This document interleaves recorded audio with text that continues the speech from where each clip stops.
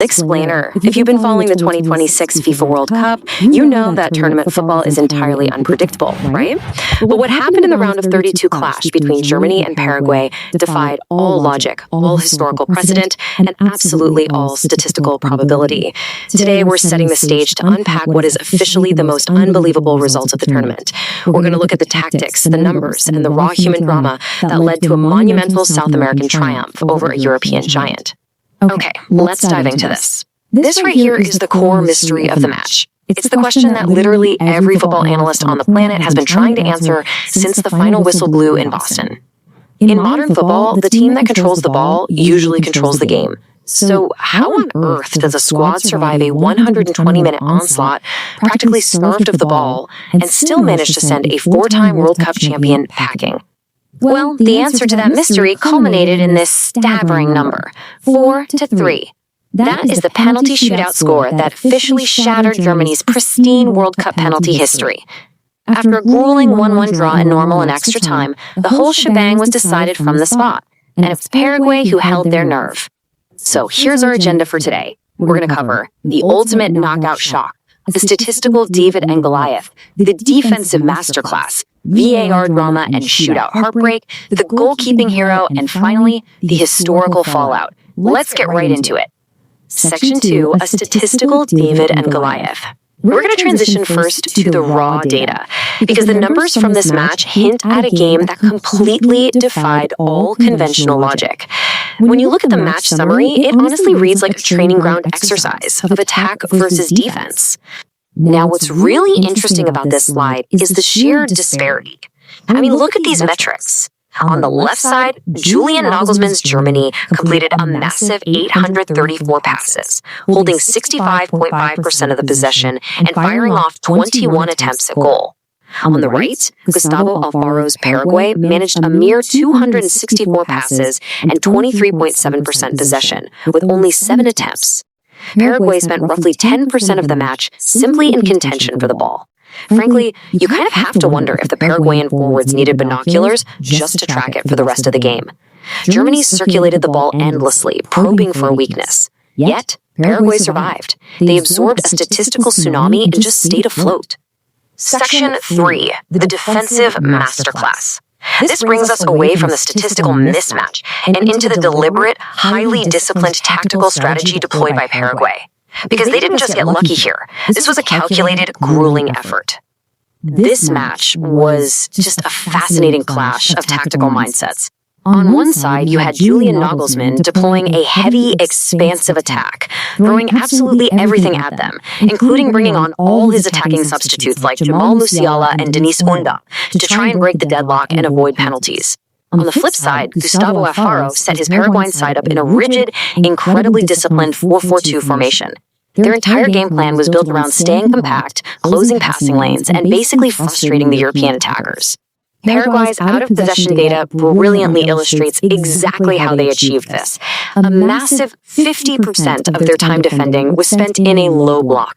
That means they intentionally retreated deep into their own half, packed the penalty area, and patiently nullified Germany's elite attacking options like Florian Wirtz and Leroy Sané. They essentially built a brick wall, just daring Germany to try and find a way through. Moving to Section 4, VAR, drama, and shootout heartbreak. Because, of course, a defensive masterclass alone doesn't actually win a football match. You need moments of absolute tension, a bit of luck, and incredible psychological resilience. Let's walk through the agonizing drama that unfolded on the pitch. Following this timeline, you can really see how the suspense built. At the 42-minute mark, completely against the run of play, Paraguay scored on one of their few set pieces. Manuel Neuer punched away a corner, but the ball was recycled, and Julio Enciso headed home a beautiful cross from Matias Galarza. Germany answered back pretty quickly after the break in the 54th minute, with Kai Havertz heading in a cross from Wirtz. But the real heart-stopping moment came deep into extra time, at the 120-minute mark. Jonathan Tah thought he had scored the late winner for Germany. The celebration started, but then VAR intervened. The goal was agonizingly disallowed due to a foul by Waldemar Anton on the Paraguayan goalkeeper in the build-up. That single VAR decision sent the game to the ultimate lottery, the penalty shootout. Section 5, the dueling emotions. A penalty shootout on the world's biggest stage guarantees two things: absolute euphoria for one side and crushing despair for the other. The human aftermath of this final whistle was incredibly raw. Just look at the sheer elation from Paraguay's goalkeeper, Orlando Gil. He said, "An immense thrill. It was a tough match. We managed to hold on. This is a privilege. We eliminated a champion. This is dedicated to all Paraguayans." You can practically hear the national pride dripping from the statement. After a tough group stage start against the US, they united, fought incredibly hard, and literally achieved the impossible. Now, contrast that pure joy with the tragic devastation of Germany's Kai Havertz. He was the one who scored the equalizer in regulation to keep Germany alive, but he suffered the heartbreak of missing his crucial opening penalty in the shootout. His quote is just devastating. "I'm a little lost for words. All I can do is apologize. We have to take a hard look at ourselves." So the crucial takeaway here is that football at this level is incredibly unforgiving. One moment you're the savior, and the very next, you're apologizing to an entire nation. Section 6, the goalkeeping hero. You definitely don't survive an 800-pass onslaught and a penalty shootout without an absolute titan between the posts. And that titan was Orlando Gil. The 26-year-old goalkeeper for Argentine club San Lorenzo put on a career-defining performance. Standing in an imposing 6 foot 6 inches tall, he was an absolute wall. He racked up 6 crucial saves during the 120 minutes of play and registered 13 ball recoveries, taking immense pressure off his deep-sitting defense. But his legendary status was cemented in the shootout, where he made 2 massive saves, denying both Kai Havertz and Nick Woltemade. Unsurprisingly, he was named the player of the match. Finally, Section 7, the historical fallout. To truly appreciate what Orlando Gil and his teammates accomplished, we need to zoom out from the pitch in Boston and place this single match into the grand tapestry of football history.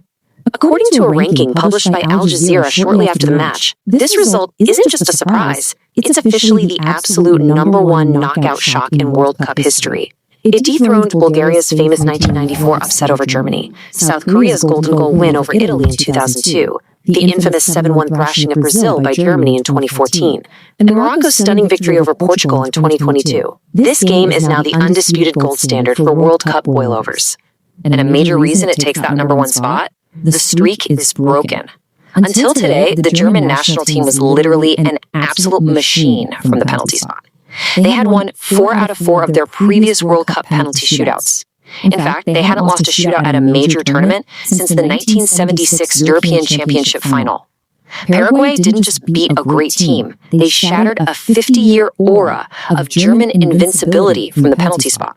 Which leaves us to ponder the true legacy of this match. When you look at the 23% possession, the 834 passes from Germany, the incredibly disciplined low block, and the dramatic shootout, I want to leave you with this question.